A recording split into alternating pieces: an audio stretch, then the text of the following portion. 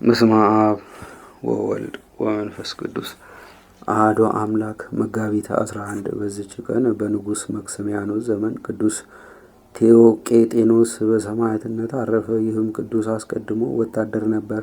ትጥቁን በንጉሡ ፊት ጥሎ በክብር ባለቤት በጌታችን ኢየሱስ ክርስቶስ ታመነ። ከእርሱም ጋር ብጽዕት እስክንድራ አለች። ንጉሡም ሰምቶ ተቆጣ። ልብሱን አስወልቀው የሴቶች ልብስ አልብሰው ከሚፈትሉ ሴቶች ጋር እንዲጨምሩት፣ ከዚያም የጋለ የብረት መንኮራኩሩ በላዩ አድርገው ዘቅዝቀው ቁልቁል እንዲሰቅሉ ታዘዘ። ሁለተኛም እንዲህ ብሎ አዘዘ። የፈላ ቅጥራን የተመላ ወጭት አምጥታችሁ ወደ ጆሮ እስኪደርስ በራሱ ላይ ድፉበት። ደግሞ ከተሰቀለበት አውርደው ከእስረኛዋ ከእስክንድራ ጋር በፊቱ እንዲያቆሙ ታዘዘ። ከዚህም በኋላ ምላሱን እንዲቆርጡ አዘዘ። በሊህ ቅዱሳን በአንገቶቻቸው የሚካበዱ ድንጋዮችን አስረው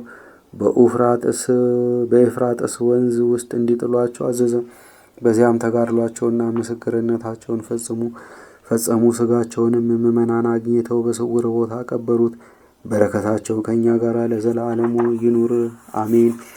በዚችም ዕለት ደግሞ ተጋዳይ የሆነ ኤጲስቆጶስ አባ ባስልዮስ በሰማዕትነት አረፈ። ይህንንም ቅዱስ የኢየሩሳሌሙ ሊቀ ጳጳሳት አባ አርሞን ከሌሎች ኤጲስቆጶሳት ጋር ሾመው። በታወቀና በተወሰነ ቦታ ላይ አይደለም፣ እምነት በሌላቸው በአረማውያን አገር ይሰብክ ዘንድ ላከው እንጂ።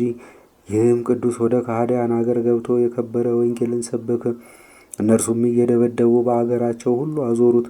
ደግሞ ወደ ሰሩና አገሮች ገብቶ የከበረው የወንጌልን ትምህርትን አስተማረ። እኩሌቶቹ በክብር ባለቤት በጌታችን ኢየሱስ ክርስቶስ አመኑ። ያላመኑት እኩሌቶቹ ከሃዲያን ግን አሳደዱት። ከከተማው ውጭ ወጥቶ በዋሻ ውስጥ ተቀመጠ። የዚያች አገር ሰዎች እግዚአብሔርን ወደ ማወቅ ይመለሱ ዘንድ በአንድ ልጁም ያምኑ ዘንድ ስለዚያች አገር ሰዎች አዘውትሮ እግዚአብሔርን ማለደ። በዚያንም ሰሞን ለእርሱ ለአባቱ አንድ ብቻውን የሆነ የመኮንኑ ልጅ ሞተ። አባቱም ታላቅ ሐዘንን አዘነ። አባቱም በሕልሙ ልጁን አየው። እርሱም በፊቱ ቆሞ አባቴ ሆይ እነሆ እኔ በታላቅ ጨለማ ውስጥ ነኝና ወደ ክርስቶስ ስለ እኔ ይጸልይ ዘንድ ኤጲስቆጶሱ አባ ባስልዮስን ጠርተህ ለምነው ሲለው ነበረ።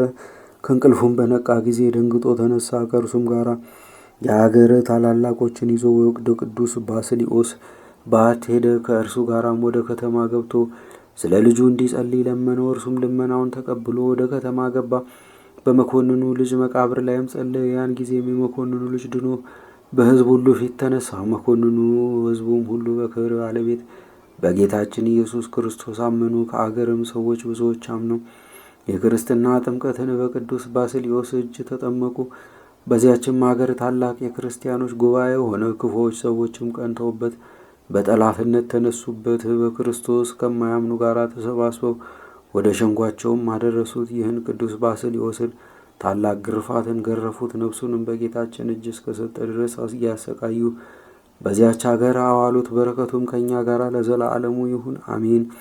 በዚችም ዕለት ዳግመኛ ከተሰዓቱ ቅዱሳን አንዱ አባ አሌፍ አረፈ። ደግሞ የአውሳቢዎስ የኤፍሬም የአርቃዲውና የሰማዕቱ ኤልያስ መታሰቢያቸው ነው። በረከታቸው ከእኛ ጋር ለዘላለም ትኑር አሜን።